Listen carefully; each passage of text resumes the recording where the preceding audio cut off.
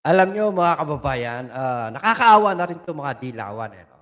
Sa kagustuhan nila, dahil sa kagustuhan nila na mapasama ang mga Duterte, alam niyo ang ginagawa nila, pinapalaki nila itong gawa-gawang issue sa China, 'no. At, eto na nga, viral na viral pa rin hanggang ngayon yung debate ni Kiko at ni Cayetano noong isang araw at talagang pinagtatawanan dito si Kiko.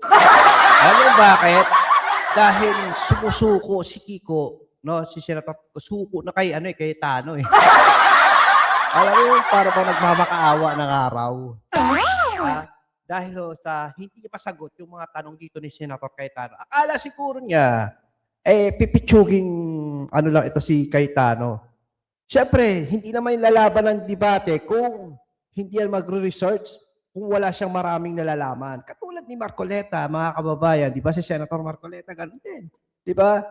Kaya lang ho, pinapalabas talaga ng mga bayarang vloggers 'no, na sinasabi nila, "Yan mga senador na yan, senador yan, eh. Yan ang mga pro-China."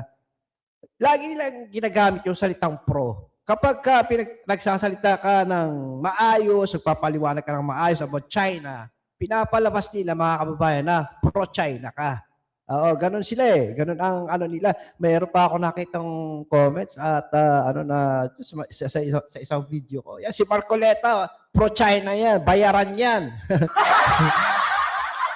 Bayaran daw yan si ano, ay hindi ba nila naisip na yung mga nagpapakalat ng fake news na mga vloggers na patuloy na sumasakay din sa issue kasi parte din sila sa script, eh. Sila yung mga bayaran, ha? Eto namang mga dilawan, mga kababayan, black propaganda lang yan. Propaganda lang yan sa kanila. No, pilit nilang ginagamit yang salitang yang issue ng China, pinapalaki nila kasi para masira ang mga Duterte.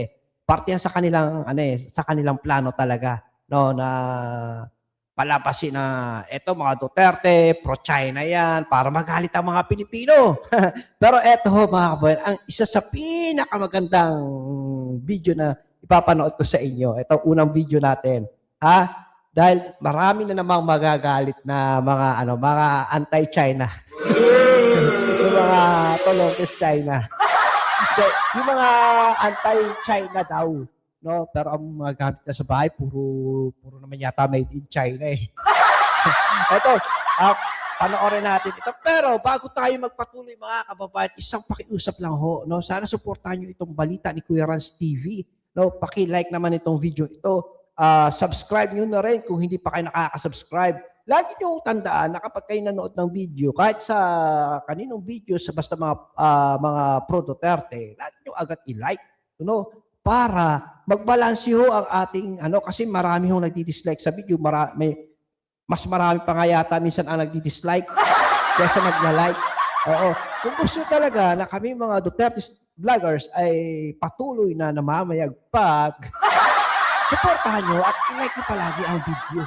Huwag nyo kakalimutan, wala naman ho kayong babayaran sa pag-like. Alright? So eto ho ang video na ipapanood ko sa inyo. Alam nyo, bakit gusto ko i-share ito sa inyo? Kasi nakakatuwa lang, no? Itong Chinese New Year, no, sa Chinese Embassy, akalain mo, ang naka-play na video, walang iba kundi yung speech ni VP Sara, yung pagbati ni VP Sara. Naalala nyo last year na kung saan umattend si Lisa Marcos sa ano ng Chinese no, yung sa New Year nila. Nag-i-speech si VP Sara. Sabi nga ng mga nagko-comment sa video ito, no. Mula ito kay Rob Frances, no, isa ring Duterte supporter. Na magaling din na political analyst. Sabi nga sa comment ng mga kababayan natin, ganyan kasi talaga kapag karespeto ang isang politiko, no?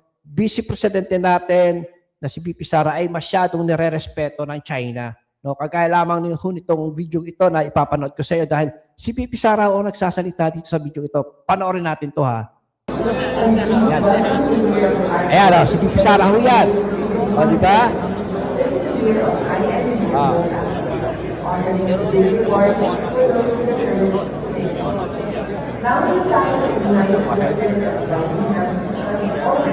Ano? Yun, sa Eskwela, si Pipi Sara ang nagsasalita, hindi si Da Junior. Diba? Malaki ang respeto kasi ng China sa mga Duterte. Kasi alam nila na ang mga Duterte ay hindi nakikipag-away, ayaw makipag-away. Hindi ang tulad itong administrasyon na ito. Hindi ko malaman kung si BBM ba gusto yung makipag-away. Ewan ko doon sa kanyang spokesperson, si Tariela, laging may issue kung ano-ano pa mga panlalait ang ginagawa dito sa presidente ng China. Hindi na makagandahang lalaki. Di ba?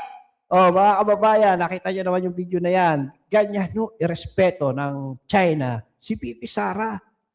Hindi natin nakita diyan ang mukha ni BBM. Pero meron ho akong nakita na namang video na dumalo yata si First Lady sa Chinese New Year dumalo yata siya sa Chinese New Year dito sa embahada ng China. Parang kagaya yata nung nakaraang taon. Yung nga lang, habang nakaupo sila, biglang play yung video ni BP Sara na nagbibigay ng greetings sa mga Chinese people, like dito sa loob ng Chinese ambassador. Pero nakita ko dyan si Boying, parang mukha ito ni Boying Rimulya. Hindi ko lang sure, medyo lang eh. So, diretso tayo ngayon, mga kababayan. Dito sa viral na sa debate ni Kiko at ni Cayetano. Viral kasi kalat na kalat kahit sa social media platform, yung part nung nung debate nila, kinat yon, yung link na yon, video link na yon, at share sa iba't ibang social media platform, at marami talaga ang natatawa kay Kiko. Panoorin ho natin ito, mga kababayan. Medyo may may background music lang ito at baka makapirate tayo, kaya putol-putulin lang natin konti. Okay? So ito ito. Nangangatuwiran dito si Kiko eh.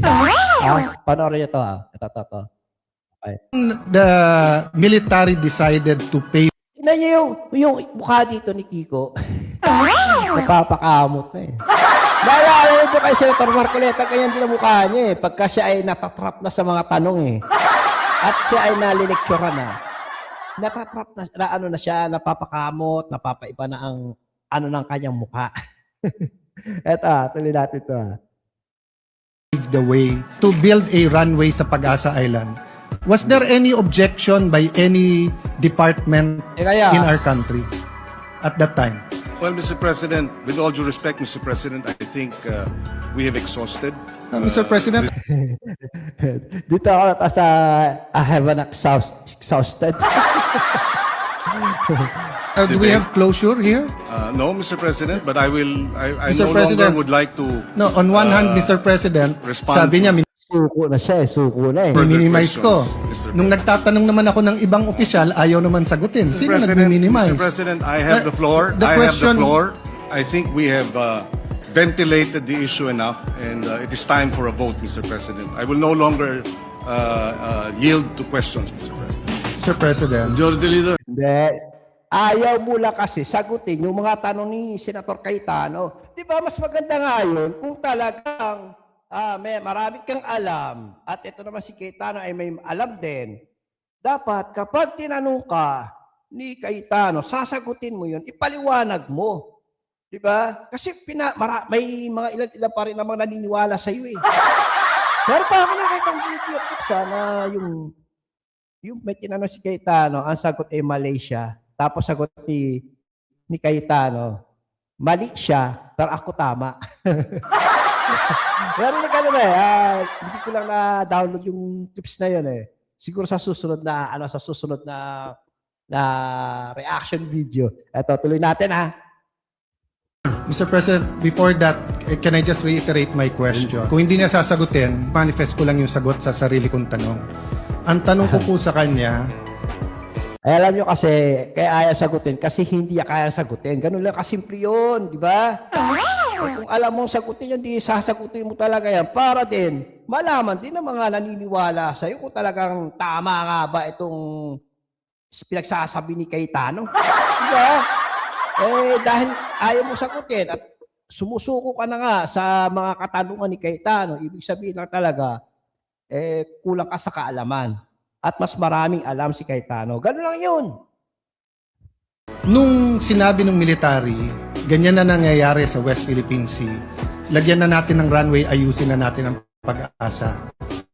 Meron ba po mga opisyalis ng kahit anong departamento sa ating bansa na registered a negative vote and advised the military not to do? Yan na. Medyo mahina ang aking internet. So, yun na nga, no? Sabi ng military, dapat nagkakagulo na yung West Philippine Sea. Hindi pala South China Sea pala, wala palang West Philippine Sea. So, gusto nga ni Cayetano ito, ayusin. Alam mo bakit? Kahit si Cayetano naman, ayaw naman talaga ng gulo eh. Diba? Yung may nakita nga akong post mga kababayan ha, na yung mga diniklarang persona ng grata na mga Pilipino. Baka nga mamaya magalit na talaga ang China, bigla na lang tayong girahin. Buti sana kung sila lang. Madadamay ho tayo mga kababayan. Ano sabi ng anak ni Senator Marcoleta, si Congressman Paulo? Sabi, yung mga matatapang dyan na senador. Kayo na ang humaras sa China kapag nakipaggera, baka naman iwanan nyo kami sa ere bigla eh. Kasi layasa kayo sa Pilipinas, palipasa may mga pera kayo, puro kayo China, ay alam naman namin talaga ang paka nyo. Propaganda lang yan, gusto nyo lang pasamain ang mga Duterte kasi alam nyo na ang China ay nirerespeto ng mga Duterte dahil ayaw ng mga Duterte ng away. Diba? Ayaw ni Duterte ng away. Noong panahon ni Pangulong Duterte, diba? Nagkaroon naman ng debate tungkol dyan. At ang sagot ni Duterte, ano kung gusto nyo, sige, lalaban natin China. Sige, makipag-guerra tayo. Kakayanin ba natin? Diba? Yun naman sinabi ni Tatay Digong noon eh. Hindi nga talaga natin kakayanin. Si Rizal Tibersco nagmamatapang eh. Baka mamaya, diba? Pag nag-guerra na lumayas din yan eh. Siyempre may pera yan.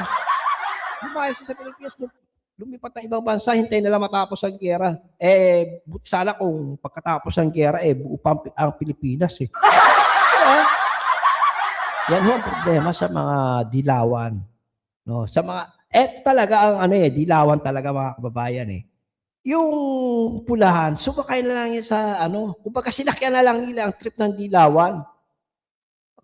Parang sila nagsakayan. Naalala ko sabi ni Attorney Rowena Guanzon, yung mga yan, sumasakay na lang yan sila.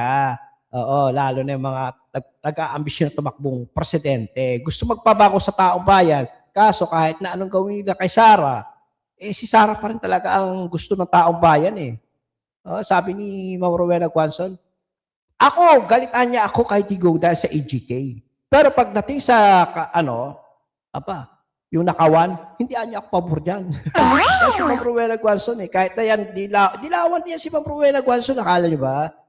Ayaw niya talaga sa EGK, namin niya naman yan. Pero hindi naman siya pro-Duterte. Kaya lang, sa nakikita niya kasi, may mali talaga eh. So, ito mga dilawan na dati niya namang kakampi, ngayon, binabatikos din siya at binabakbakan niya at hindi siya nagpapatalo, lalo na doon kay Llamas, dilaw ang ipin daw. Kung tawagin niya, pahang. Anyway guys, eto, tuloy natin to ha. To answer that, I will answer it. Mga taga-DFA. Ang sabi ng mga taga-DFA, during the time, this was the time of President Aquino, it will weaken our case. Because precisely, the rocks, the features that are being reclaimed, etc.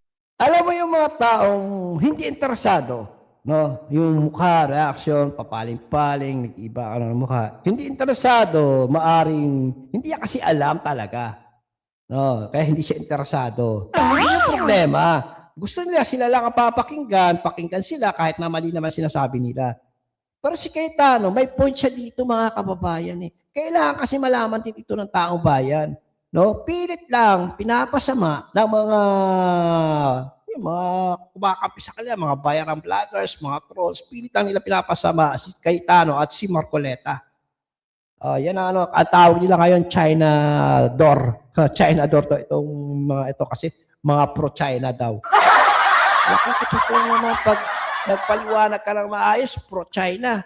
Ano bang gusto nyo? Manahimik na lang, ipaliwanag sa inyo, na ayaw nang ipaliwanag sa inyo ang katotohanan para maiwasan din na magkagulo. sabi nga ni Ketan, ano gusto nyo? Yung mga anak nyo, paniwalain na lamang sa kasinungalingan, paniwalain na lamang sa kabastusan. Gusto nyo ganon? Eh, di ba, ang tawag nga ni Senator Ketan doon sa ginawa ni Tariela ay kabastusan.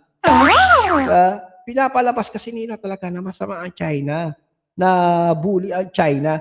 May mga kababayan nga tayo na sinagip nila eh. Pero wala tayo narinig sa kanila.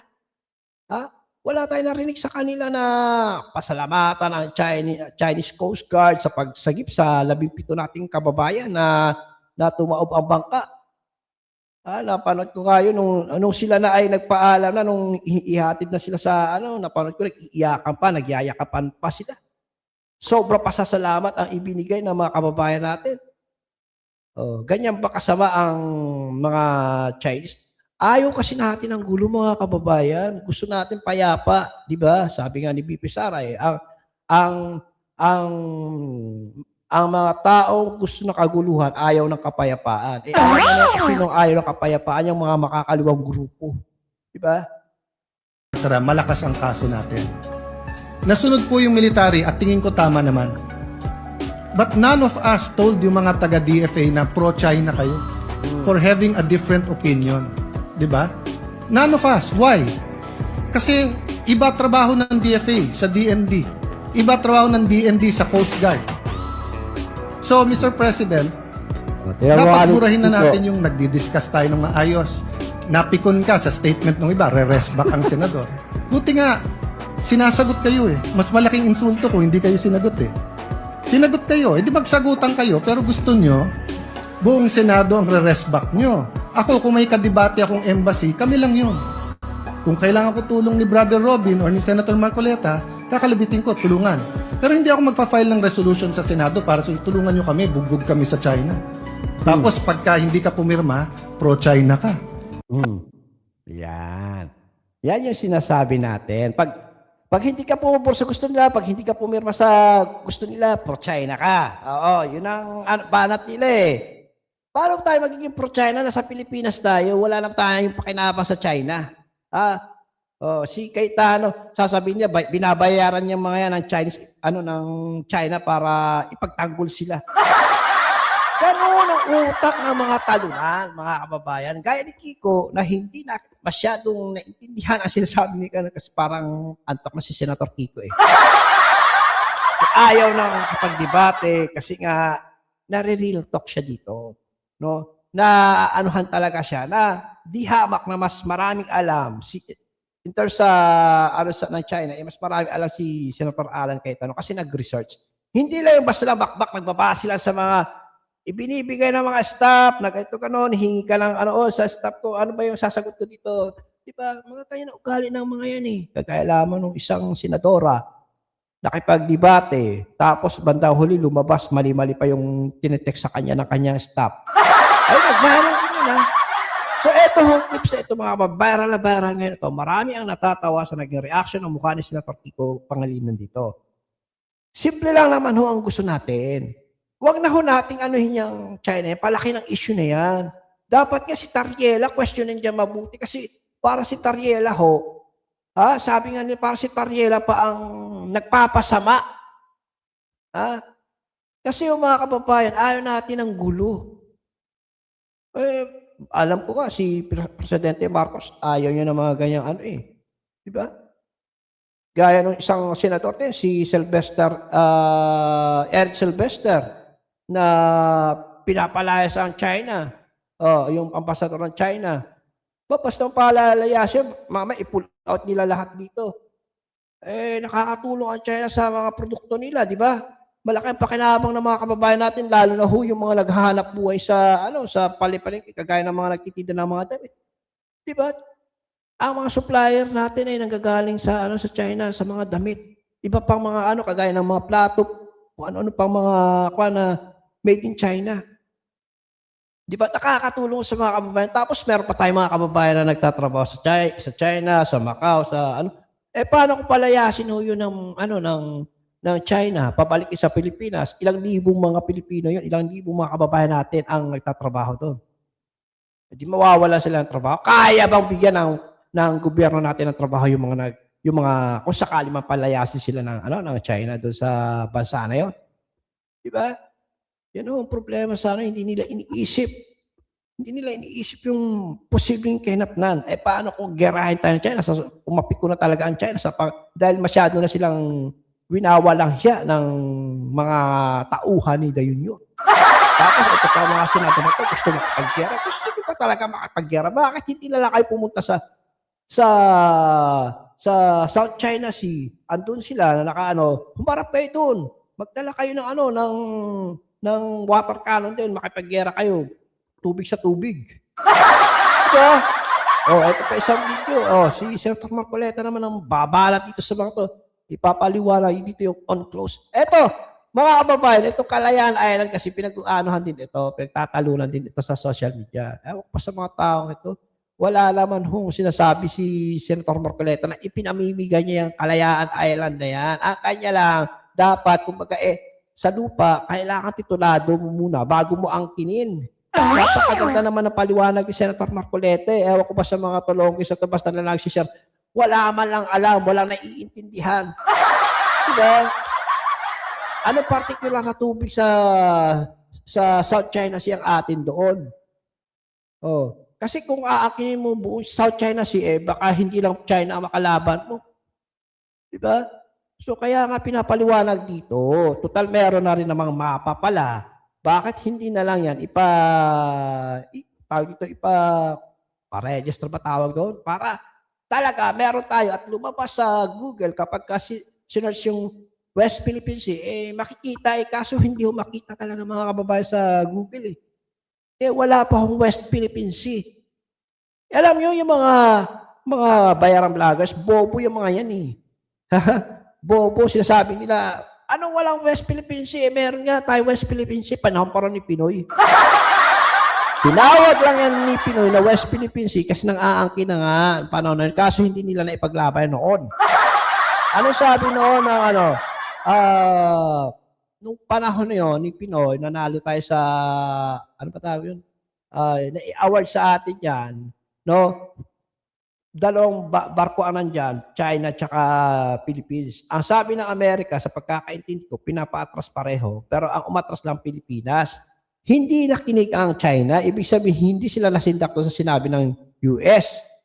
Ngayon, bumitaw itong China, ang Pilipinas, ito sa pagkakaintindi ko, bumitaw itong Pilipinas sa pagkaakala na sila isusuporta ng US. Pero wala nagawa ang US, hindi nila palis ang China dyan sa South China Sea. Hanggang ngayon, nandyan sila. Ngayon, noong panahon ni Duterte, para hindi na yung issue na yan,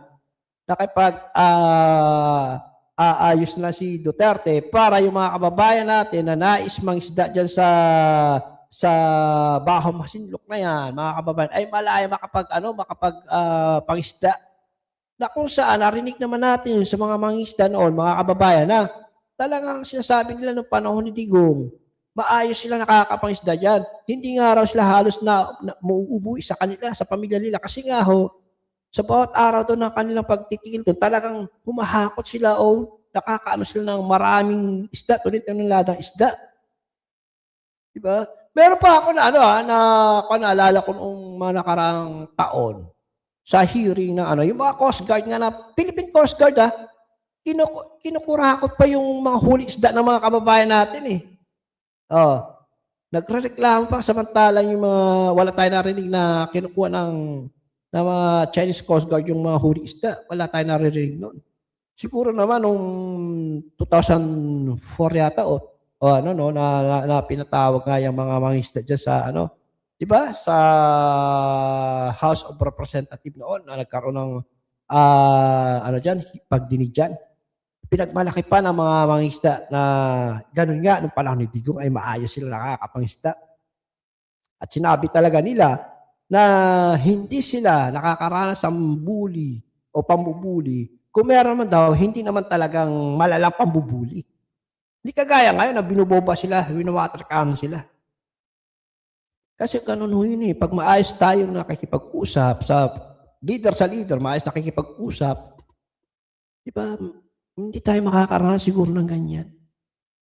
Ang problema lang kasi, itinuturing nilang kalaban ang China Wala namang ano, tingnan niyo nga ho, yung Bukana Bridge na yon na kung saan ang major sponsor doon China, di ba? Tapos inaangkin pa nila. O kaya ito si Senator Marcoleta, mga kababayan, pakinggan natin. Actually, the rocks, the features that are being Ay, teka, reclaimed, mali. etc. Malakas ang kaso. Ito. Si Senator Marcoleta. Yung UNCLOS, nung pumirma tayo dyan, kagaya din ng China, meron tayong reservation. Aha. At yung mga reservations na yan, pumasok doon sa kalipunan ng mga provision ng UNCLOS. Ano yung reservations Ano yung na yan? reservation natin? Meron pala tayo. Sabi natin, hindi ka pwedeng mag-rule kapag ka merong issue ng territory. Ito nga yung mga land, ano? Okay. Merong pang isa. Pagka merong delimitation. Ano ibig Halimbawa, pumasok yung territorial waters. sabihin? Opo. Delimitation yon. So, hindi ka pwedeng magpasya doon. So, anong pinasyahan lang? Actually, ang pinasya lang ng tribunal, kung ano yung hiningi natin. Nalaman mo yung ating petition sa Arbitral Tribunal, 2012 yata yun eh. Isa lang ang hiningi natin. Ano po yun? Tingnan po ninyo yung 9 dash line ng China, kanya sinakop pati yung aming west, pati po yung aming exclusive economic zone. Ayun, yung 9 dash line. Yun lamang. Wala nang iba. At yun yung sinabing hindi naman talaga dapat yung 9 dash Oh, line. sabi ng tribunal, China, alisin mo kanya yung hindi natin kikilalanin. We will nullify the 9 dash lines because they're not even the basis of your historic rights. Wala. Okay, yun lang ang pasya. Opo. Pero dahil may reservation doon, hindi naman pinasyahan ng tribunal, China, umalis ka dyan sa mga teritoryo. Kasi hindi dyan jurisdiction yun. Na-occupied. Yun ang nananatili Na problema. na problema natin. Opo.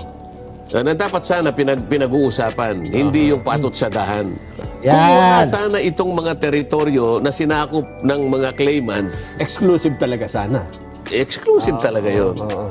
Pero sa technical na pangyayari, dahil sa pagkakasulat ng UNCLOS, kaya sinabing exclusive, talagang atin yung Atin tubig, lahat. yung maritime rights. Yes, oo. Yes, so, yung exclusive economic zone, kasi limitado lamang yun.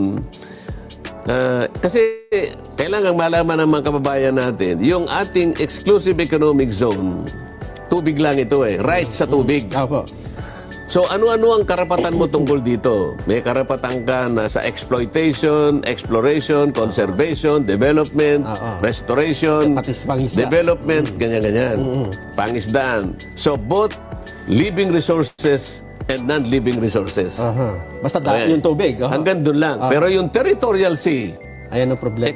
talagang walang makikialam sa iyo. Dito pwedeng makialam yung iba, makipag-kontrata ka, ganito. Exploration eh. Development, exploitation. Pero yung territorial sea, ito parte ng parte ng teritoryo mo. Kaya ang tawag territorial sea. Aha. Ito yung hindi masyadong naiintindihan ng mga kababayan natin na napakasimple lang. Ito alam nyo, siguro kung meron talagang dapat na maglibot sa mga eskwelahan para magpaliwanag tungkol dyan, alam nyo si Senator Marcoleta na lang dapat naglilibot eh. Kasi kung may kagaya ni Tariela mag-iikot sa mga eskwelahan at magpaliwanag about dyan sa ano na yan, palalapasin lang yan, masama talaga ang China eh. Oo, para tuloy yung nangyari, gusto na natin talaga makipaggulo sa China. Diba? Alam nyo, napakaganda naman ng paliwanag ni Senator Marcoleta. Hindi naman nila ipinamimigay, kundi kailangan mo lang talaga magpakita ng ebidensya o katibayan na talaga yan ay atin. Diba? Yung tubig na pinag-aagawan, naalala ko, joke pa ni Tatay Digong, tubig lang man yan. Ipamigay nyo na yan. Naalala yung mga joke na ni Tatay Digong. Pag-aawayan, makikipagpatan, ibubuwis ang buhay ng mga kasundaluhan para lang dyan. Kung pwede nang pag-usapan, bakit hindi pag-usapan? Kung pwede namang ayusin, bakit hindi ayusin? Kailangan pa ba magbuwis ng buhay? Buti sana kung yung mga matatapang ng mga senador ang haharap dun okay lang na magbuwis ang buhay nila. Di ba? O kung talaga sila ay gusto talagang maakuha yung pan at magkapaglagay sila ng West Philippine Sea diyan, pumunta sila doon sa South China Sea at harapin nila yung mga Chinese Coast Guard na nagbabantay doon at makipagbarilan sila ng water cannon. Lalo na si Rizal Tevero, si Kiko, si Soto. Sino pa? Si Lacson. Sige, makipagyera kayo dun sa para malaman namin talagang tapang yun, kung talagang matapang kayo. Baka mamay ang ihaharap yung mga kasundaluhan. Tapos yung mga kasundaluhan, yun ang mabubusang buhay, kayo na saan? Baka malayo pa ang nyo. Malayo pa ang distansya sa mga na yan di ba? Pag nagyera magsibata na kayo, palibasa pupunta. May mga pwede kayo lipatan sa dahil may mga pera kayo. Paano kami mga ordinaryong Pilipino? Yun ang problema sa mga Tapos itong mga viral vloggers, palibasa kasi kumikita lang sila sa galing sa nakaw na pera. Kaya sige lang. Mali yan si Marcoleta, mali yan si Cayetano, mga China senador yan, o Chinador yan. Yung mga yan pro-China yan. Yung mga nila propaganda lang nila yan. Kasi nga gusto nila talagang palabasin na ang mga Duterte talaga may pakalalang lahat ng yan sa ng China.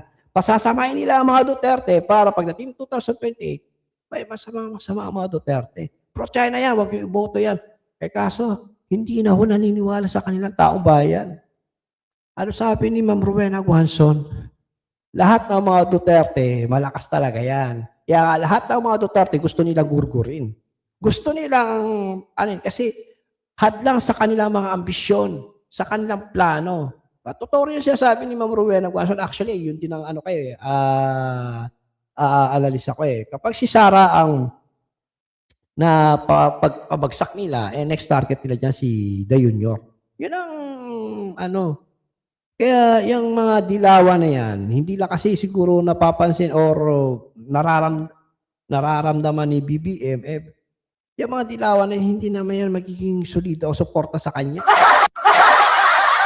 Sasabihin kailangan magsalip sa dilawan, tsaka pinklawan, pulahan para pabagsak si Sara, matalo si Sara sa 2028. Tingnan natin.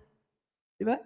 Kaya nga kayo, imbis na gumawa ka ng issue kung ano-ano mga kaso-kaso, labanan nyo na lang si Sara sa 2028 kung matatalo nyo.